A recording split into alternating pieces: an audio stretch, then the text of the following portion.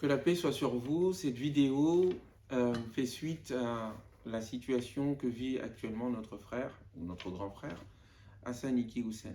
Beaucoup de réactions, euh, beaucoup de propositions de soutien se font naître, se font voir, se font ressentir. Un besoin de soutenir cet homme est présent dans toute la communauté musulmane, en tout cas de la part de beaucoup de personnes. Et pour moi, cette vidéo refuse de s'inscrire dans juste l'analyse présente de l'actualité et dans la simple réaction. Je pense qu'effectivement, il faut effectivement aider, soutenir ce frère. Il n'y a aucune raison morale, euh, pénale, pour souhaiter son expulsion du pays qu'il a vu naître, dans lequel il a vécu et dans lequel il espère y mourir. Il n'y a aucune raison valable, pénalement parlant, pour effectuer une telle sanction, c'est-à-dire de l'expulser des siens de son pays pour qu'il aille dans son pays d'origine qui est le Maroc. Cependant, je pense qu'il nous faut quand même prendre du recul, analyser la chose, comprendre d'où vient ce problème. Je pense que ce cas, le cas de Hassan Iki Hussein, que Dieu le protège, comme le cas de la dissolution de l'association Baraka City, comme le cas de la dissolution de l'association du CCIF, comme le cas de la dissolution de plusieurs associations musulmanes, comme le cas de la mise au ban d'un certain nombre de prédicateurs, d'imams, quelles que soient les opinions que nous pouvons avoir sur leurs propos, sur leur courant, sur leur façon de penser.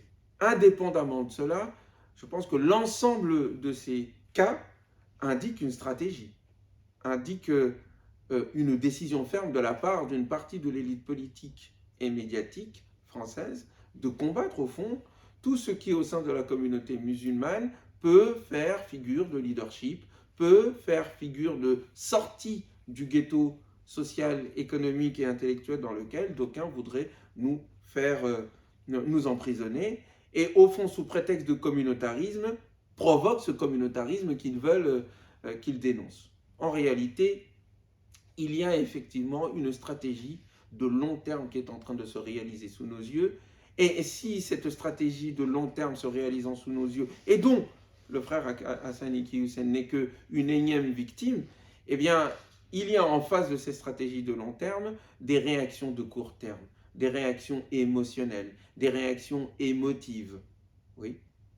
C'est parce qu'il y a une absence de vision de long terme que cette stratégie de long terme contre nous, musulmans, arrive à s'effectuer sans coup férir, sans qu'il y ait la moindre capacité et possibilité de la déjouer. Il y a un souci effectivement de la part effectivement de nos élites musulmanes, de nos leaders musulmans, femmes ou hommes d'ailleurs, une incapacité à penser dans le long terme, une incapacité à s'organiser autour de questions stratégiques. La situation que nous vivons n'est que la conséquence d'il y a 20 ans ou 40 ans des choix effectués sur le plan stratégique. Oui, le fait qu'aujourd'hui, une personnalité comme Hassan Iki Hussein et d'autres encore puissent être balayées de manière aussi, comment dire, facile, sans qu'il n'y ait aucune inquiétude de la part des responsables d'un tel acte, indique la faiblesse de la communauté musulmane que ce frère Hassan Iki Hussein représente d'une certaine manière. Oui, moi je fais aussi partie de ceux qui ont dans leur jeunesse écouté, pas beaucoup, mais de temps en temps, écouté certaines cassettes de Hassan Iki Hussein. Il est vrai que de par l'éducation qui est la nôtre religieuse, philosophique, intellectuelle, spirituelle, nous avions été effectivement formés par ailleurs par nos propres chouyours, par nos propres professeurs, par notre propre famille au Sénégal et ailleurs. Mais cela ne nous a pas empêchés, de par l'ouverture d'esprit qui nous a été donnée, d'entendre un discours comme celui de Hassan Iki Hussein et d'autres, et de le jauger et de le juger. Et ce que nous pouvons dire, c'est qu'en tous les cas, de notre part, jamais cet homme n'a appelé à la violence. Jamais cet homme n'a appelé à l'intolérance. Jamais cet homme n'a appelé contre la société ou contre les intérêts vitaux de la France et de la société. Et il y a une situation d'incompréhension. Il ne s'agit pas de rentrer dans les détails des mots qu'il a pu prononcer ça et là, à droite à gauche. Il y a sans doute peut-être des erreurs. Il y a peut-être des réévaluations à faire que lui-même il a dû faire, certes. Mais en tous les cas, il n'a jamais été le porteur d'un discours violent. Et c'est ça le critère pour nous qui permet de condamner ou pas une personne. Son discours est-il violent? Appelle-t-il à l'intolérance? S'il y a des désaccords, eh bien ces désaccords se règlent sur le plan intellectuel, dans la discussion, dans le débat. Cependant, il faut donc, indépendamment du contenu de son discours, indépendamment de sa personne, se rendre compte que cette situation est le symbole d'une défaillance de la part de la communauté musulmane par rapport à ses élites, de la part de la communauté musulmane par rapport à sa vie collective, de la part de la communauté musulmane par rapport à sa capacité à mettre en place des stratégies, une vision quant à sa présence. Oui, les porteurs de la défaite plutôt que symbolise en termes de stratégie ce qui arrive aujourd'hui à Hassan Iqiyoussen, c'est la défaite de ceux qui ont prôné ce qu'on peut appeler l'islam de France, l'islam du juste milieu. Nous sommes proches de ces gens-là, bien que nous pensons devoir les dépasser, non pas par vantardise, mais intellectuellement et politiquement et stratégiquement et philosophiquement. Ce travail est en cours d'élaboration pour ceux qui suivent aujourd'hui mes vidéos. Cependant, cette proximité critique envers eux nous permet de dire pourquoi est-ce qu'il y a eu un certain nombre d'erreurs de leur part. Car au bout de 25 ans, voire 40 ans d'action, de prédication, d'action, de formation, d'action, d'élaboration sur le plan stratégique, d'organisation, d'institution, au bout de 40 ans, ne pas avoir le poids nécessaire dans un pays comme la France, qui permet d'éviter ce genre de situation, indique effectivement sur le plan social et politique une défaite qu'il faut constater.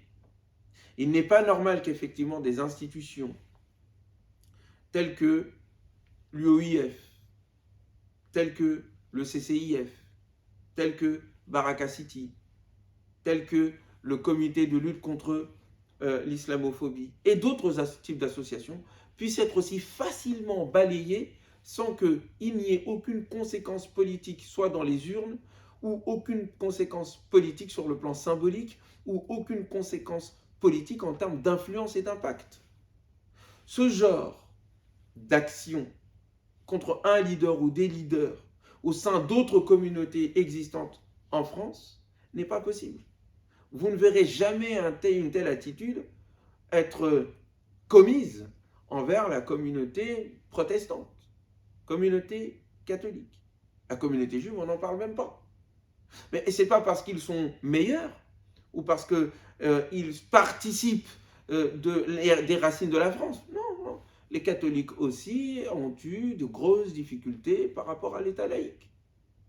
Mais il y a une organisation des institutions au sein de cette communauté qui lui permettent à un moment donné de résister, de pouvoir se faire entendre et de peser dans le débat français. 10 millions d'individus, 10 millions de musulmans, 10 millions de personnes au sein d'un pays, c'est quelque chose qui pèse.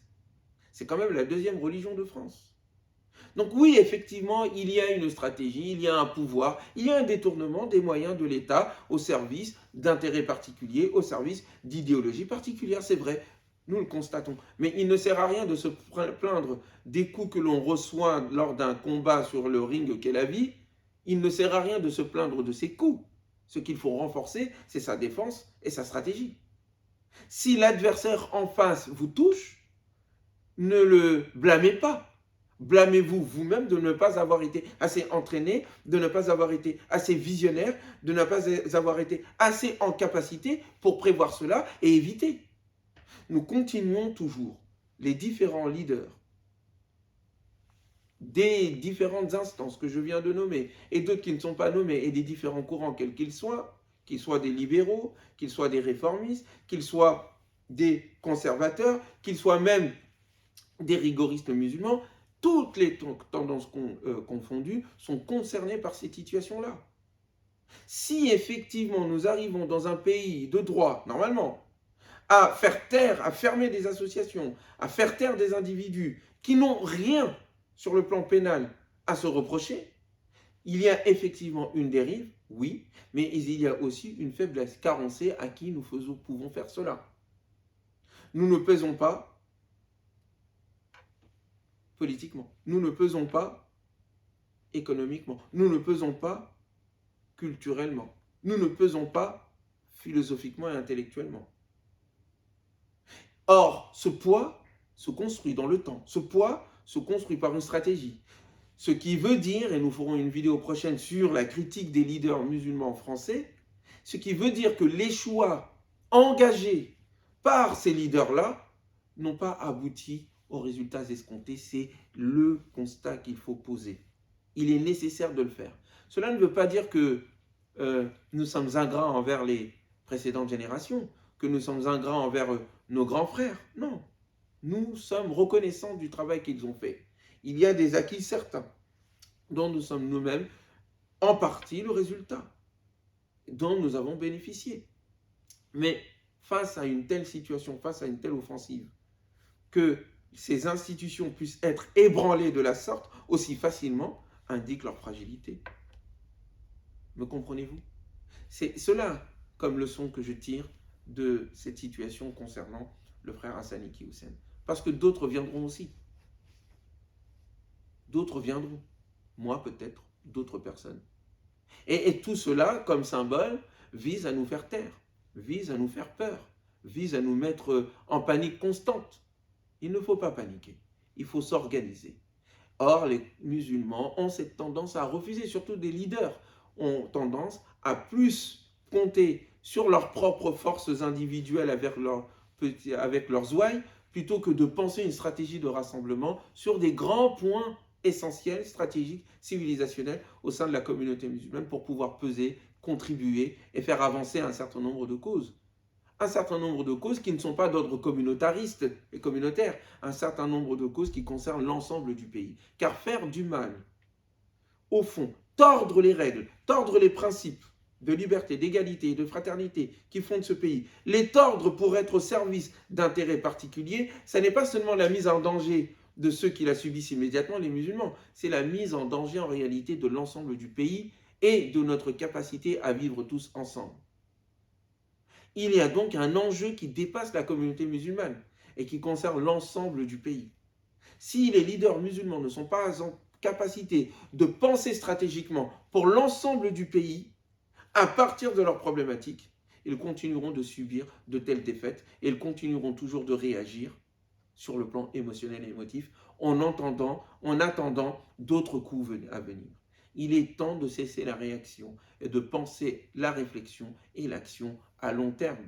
C'est ce à quoi j'invite les leaders musulmans, toutes tendances confondues. Non pas contre ou pour des revendications, mais pour plutôt un projet de civilisation et de société qui permet à ce que chacun et chacune puisse être protégé, puisse être sans inquiétude vis-à-vis d'un pouvoir d'État qui peut être utilisé par un certain nombre de lobbies de façon négative et qui n'entre pas dans l'intérêt général du pays. Voilà ce que je peux dire sur ce sujet. Je prie Dieu pour qu'il soutienne notre frère Hassan Iqi Hussein et toutes celles et ceux qui vivent une quelconque injustice ou de telles injustices. Et puis je nous invite à penser pour le long terme, parce que c'est sur le long terme que le court terme sera sauvé. Je vous dis à bientôt.